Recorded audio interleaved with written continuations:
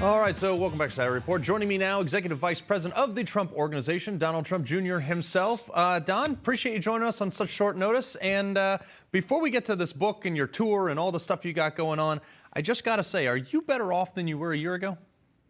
I don't think anyone is better off than they were a year ago, Carl. And that doesn't just include American citizens. I think that includes freedom-loving people around the world who are watching dictatorial regimes like China and Russia encroach on what used to be our allies. I guess on paper, they're still our allies. But I imagine if you're in Ukraine, if you're in Taiwan, you're probably less than thrilled with the prospect of America as an ally and a defender these days. Right. You know, since I got you on the Ukraine issue right now, so the Russians haven't invaded Ukraine since the last time Joe Biden was in D.C. But my issue with this is the global stability kind of hinges on this a little bit. You can say it's about natural gas. You can say it's about global politics. However, if they cross that border, we've made a commitment to not only push economic things, but we've also said don't do it. Do we have a military response? Do you believe that this guy, Sleepy Joe, is going to do anything about it? I don't. Listen, I think all the stuff that I've been talking about for the last year, I think all those chips are going to get cashed in as it relates to the corruption, whether it's Hunter or other things, or the brother or the sister, or who the hell knows.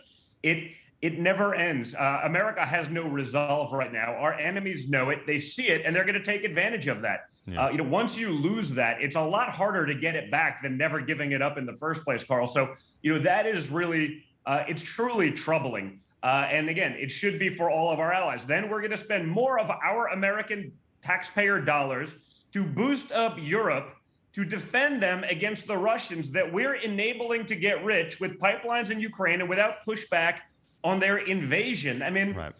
If we're not pushing back on Ukraine, Russia invading Ukraine, why would we push back on China invading Taiwan? Right.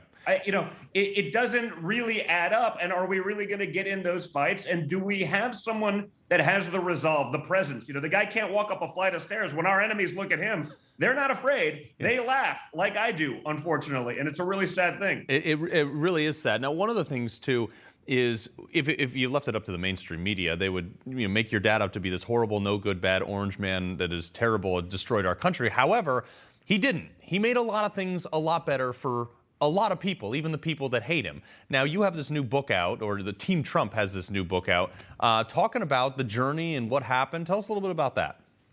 Well, so it was interesting, talking about sort of the state of the country that we see right now. I was looking back and I'd be like, man, it was be really nice if the media talked about all the accomplishments that we had. I mean, you spent 5 years on Russia, but not on energy independence, not on pushing back on North Korea, not on pushing back on China and Russia and everything. And I was going through some of the pictures from the White House years with my father, and he started telling me these stories. And I'm an insider, right? I thought I knew it all. And I was like, oh my God, this is incredible. Like, we should put this out. And so what we did was we worked on going through literally tens of thousands of pictures from the White House, each trying to tell a story, put it together in an awesome coffee table book. I've done some book stuff in the last few years. And so we did this just on our own so that America could get a taste of what could be. Right. And probably, perhaps what could be again. We did this ourselves. It was an awesome project to work on. My father started actually handwriting some notes on some of the pictures. He's like, yeah, maybe think about this for the book. I was like, no. We're just going with that handwritten note because it's his personality. It's sort of awesome. So, for those who are looking for a cool kind of Christmas gift for the MAGA person in their lives, you can go to 45books.com, just 45books.com.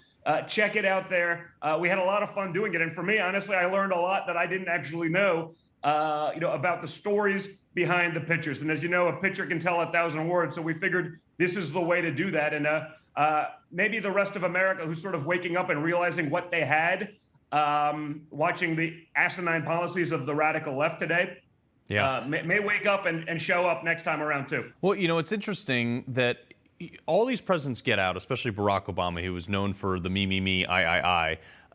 Your dad titles the book, Our Journey Together. Our Journey Together. It's a unity thing. It's about everything. I mean, like, his presidency, he always credits it. This is why I love the guy. It's about us. It's about what we are doing. It's never about him. I mean, look, he's the guy in the spotlight because he goes out there and does it. But at the same time, he wrote a book that folks like you and I are like, hey, yeah, you know, I was a part of that movement. I put the flag on my yard, the sticker on my car. I donated the $5 to his campaign, you know, which was as much as I could afford on my fixed income or something. Like, he is, I mean, the book is a revelation of how much of the by and for the people he was. 100%, and that's what it always was. I mean, I promise you, he had a pretty good life prior to politics. He wanted for nothing. And he knew it. I always told the story of my first book when I did Triggered. It was the story of going down in the elevator back on June 16, 2015, which was when he looked me in the eyes and he just says, "And now we find out who our real friends are, Carl," because he knew that people would turn on a dime. They would just disavow within 2 seconds and get away from it. And he did it anyway. And I think that really talks about, you know, the resolve that we're talking about that Joe Biden lacks. That's resolve, right? Understanding that your really good life is going to become really uncomfortable. They're going to go after you, your family, this for 4 years, as they did.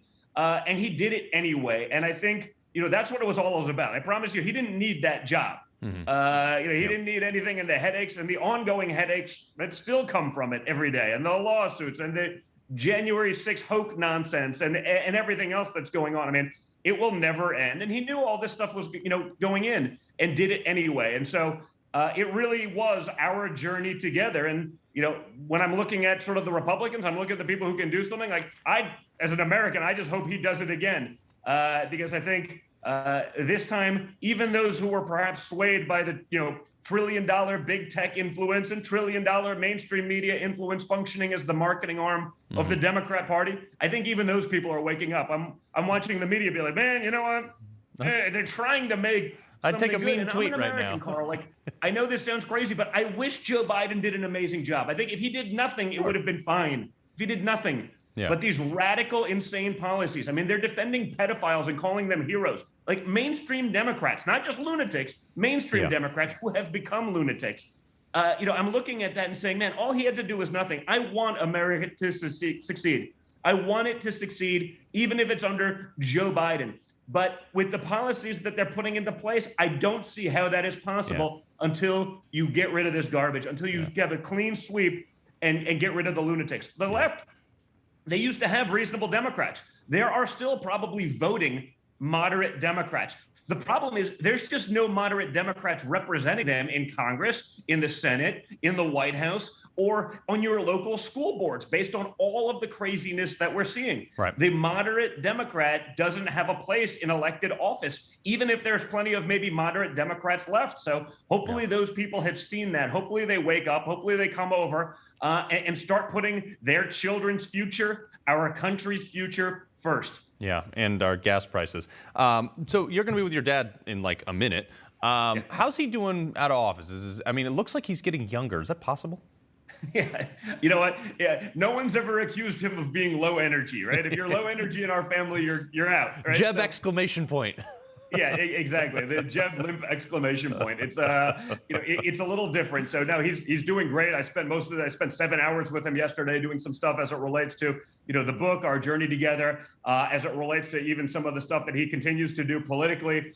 So, you know, he's been doing great. But you know, again, as an American, I think he's watching what's going on in total disgust. Yeah, I'm sure. You know, again, the only place I've ever seen Joe Biden overperform is I thought it would take him much, much longer to actually destroy America. And he's done an incredible job of taking us down in less than 11 months.